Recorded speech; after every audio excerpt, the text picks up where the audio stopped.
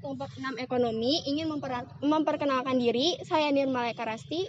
Saya Hervika Febrianti. Saya Uliana Fisal Sabila. Saya Melisa Dwi Windiana. Saya Hanesi Cilubis. Saya Cantika Uliasari. Di sini kelompok kami akan mewawancarai pedagang atau pembuat tahu yang berada di Cikoneng Hilir.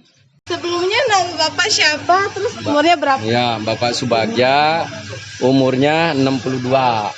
Ya. Ekonomi aktivitasnya di bidang apa? Tahu. Bagaimana cara pembuatan tahu ini atau tempe ini? Pertama persiapan dulu kacang kedelai ya. Kalau terus ditimbang misalkan 10 kilo. Ya, itu direndam kurang lebih 2,5 jam. Setelah direndam, digiling ya tuh caranya digiling tuh ya. Digiling, habis digiling masuk ke kuali. Air harus mendidih duluan, baru dimasukin. Nah, setelah digiling, sudah dimasukin ke kuali ini, dilanjutkan dipakai saringan ya, disaring.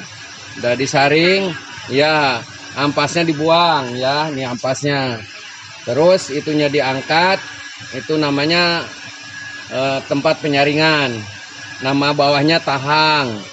Ya, itu nanti setelah didiemin berapa menit, 2 menit atau 3 menit dikasih biang ya. Setelah kasih biang, airnya disedot nih, lagi disedot airnya nih ya. Nah, setelah disedot nanti dicetak nuh. Hasilnya ya dicetak ya. Hasilnya jadi ini, jadi tahu.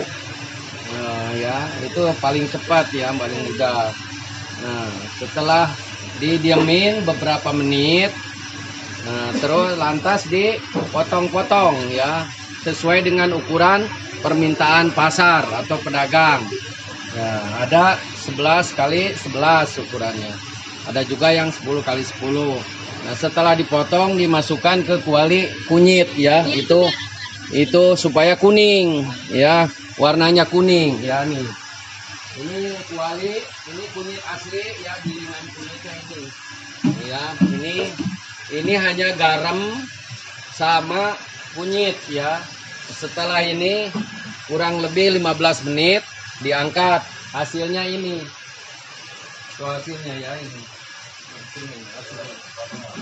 Hasilnya ini. Nih, asli ini produk Cikoneng, Kelurahan Ganasari. Oke?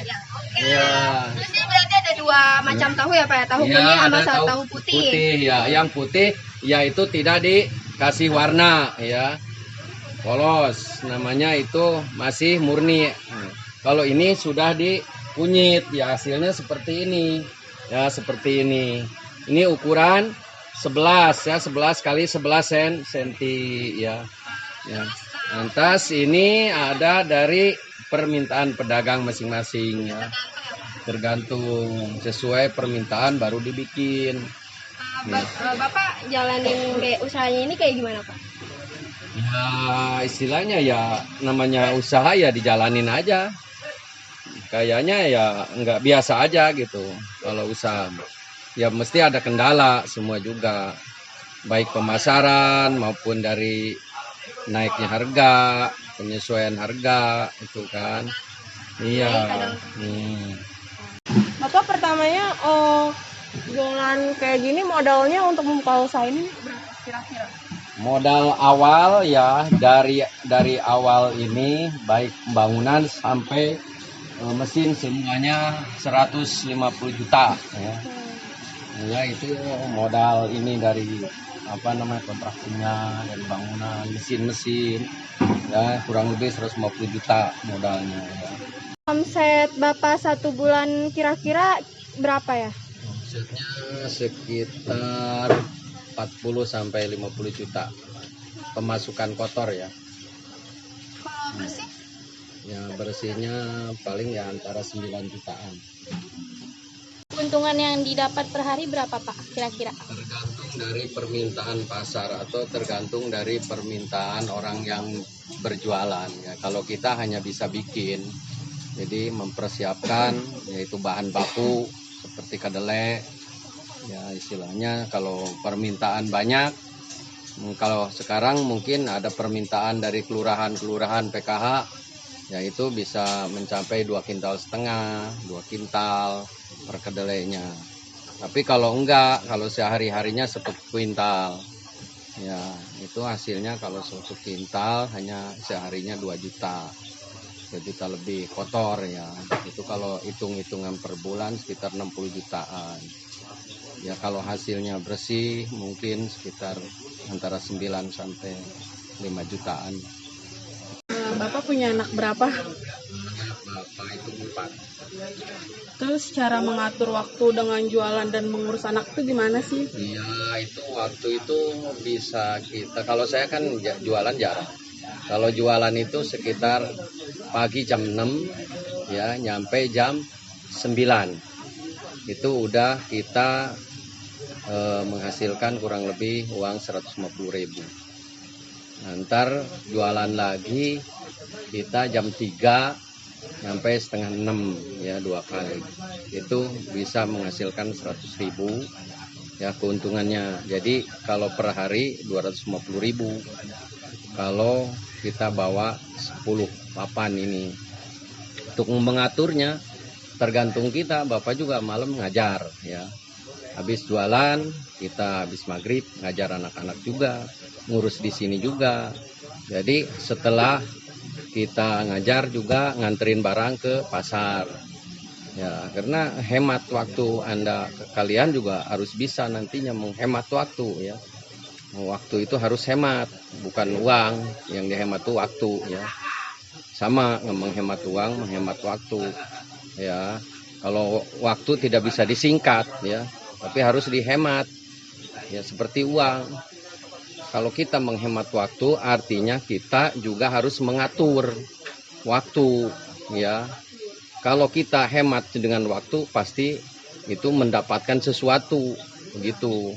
Kalau kita menghamburkan waktu ya, main itu ya, tidak ada batas waktu, tidak dihemat ya, itu tidak ada menghasilkan yang baik.